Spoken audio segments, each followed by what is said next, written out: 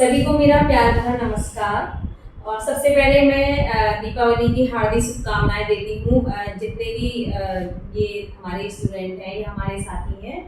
और हम अब उसी श्रृंखला में चलते हैं कि भक्ति काल में हमने निर्गुण काव्य धारा को पढ़ रहे थे। तो निर्गुण काव्य धारा जो है उसमें कुछ कवियों को मैंने पिछली वीडियो में पढ़ा दिया था। उसी श्रृंखला में हम आगे देखते हैं कि और कौन कौन से ऐसे कवि थे जिन्होंने निर्गुण काव्य धारा को आगे बढ़ाया। तो इसके साथ हम इससे पहले हम पढ़ चुके हैं आपके कबीरदास जी, रैदास और आपके गुरु नानक। ठीक है, अब नंबर 4 पर हमारे जो कवि आते हैं वो आपके जम्बूनाथ हैं। जम्बूनाथ का जन्म हुआ था हमारा 1451 ईस्वी में, जो कि जोधपुर राज्य के नागौर प्रदेश के पीपासा ग्राम में हुआ था। इन्होंने क्या किया था, इन्होंने एक अपना संप्रदाय चलाया जिस संप्रदाय का नाम था विष्णुई संप्रदाय। क्या नाम था? विष्णुई संप्रदाय। दूसरे हमारे आते हैं हमारे हरिदास निरंजनी, जिनका जन्म हुआ था 1455 में।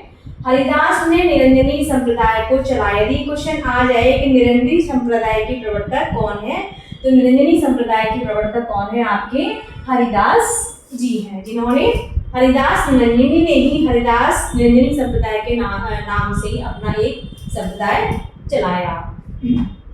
तीसरा आपका आता है सींगा। सींगा का जन्म जो है आपके 1519 में हुआ था।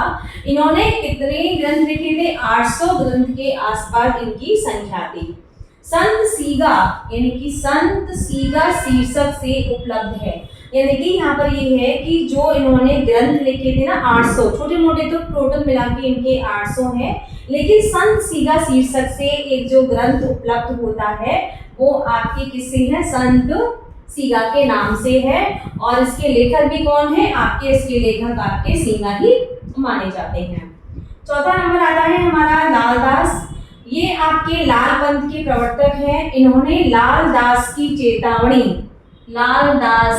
चेतावनी के नाम से एक ग्रंथ लिखा था जो कि काफी प्रसिद्ध हुआ था और इनका जन्म हुआ था 1540 ईस्वी के आसपास।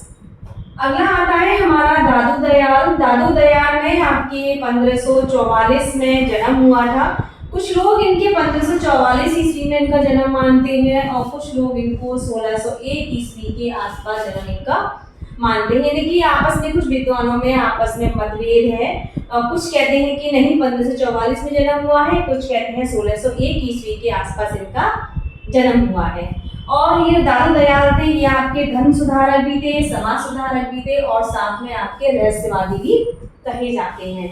इनका जो स्थल था यानी कि जहाँ पर ये अपनी समाधि स्थल को एक जगह थी इनका, वहाँ पर ये जो अपनी समाधि करते थे, उस सत्संग स्थल का नाम जो था वो था अलग दरीबा। ये क्वेश्चन आ जाता है कि मतलब ऐसा सत्संग स्थल के नाम क्या था? यदि सत्संग स्थल जहाँ पर किया जाता था वो कौन करते थे? दादू दयाल करते थे, या दादू दयाल जो अलग दरीबा में जो अपना सत्संग स्थल करते थे या कोई अपना वैसा कार्य करते थे, तो उस स्थल को क्या कहा जाता था? तो उस स्थल को आपके सत्संग स्थल का नाम दिया जाता था। लेकिन उस सत्संग स्थल के नाम को अलग दरीबा के नाम से प्रसिद्ध वो स्थान हो गया। तो ये आज आपके सामने कुछ 5 मुख्य कवि हैं और मैंने बहुत छोटी ही वीडियो बनाई है क्योंकि समय बहुत कम था।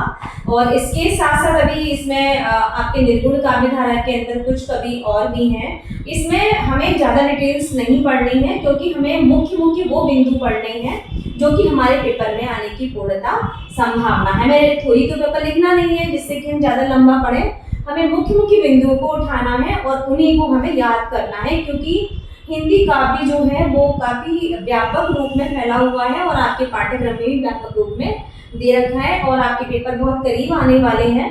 तो आपसे अनुरोध है कि आप इन वीडियो को ज़्यादा से ज़्यादा देखें। इसमें मुख्य बिंदुओं की ही चर्चा की गई है। धन्यवाद।